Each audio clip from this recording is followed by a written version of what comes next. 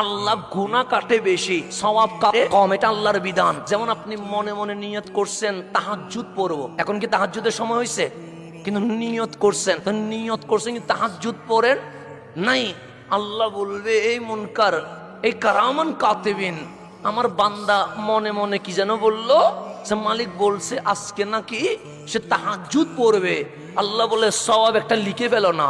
সে মালিক নিয়ত করছে, ঘুমের মধ্যে তো চলে যাইতে পারে। নিজের দুঃখের কথাও কাউকে বললেন না, সুখের কথাও কাউকে বললেন। আপনি নিজের মনের দুঃখ কষ্ট সহ্য করতে না পেরে হালকা করার জন্য যাকে বলছেন, মনে রাখবেন আপনি তার কাছে কিন্তু কোনো না কোনো ভাবে একটু ছোট হয়ে যাচ্ছেন।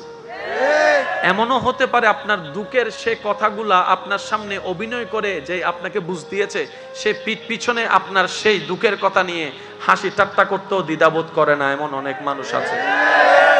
আপনি যাকে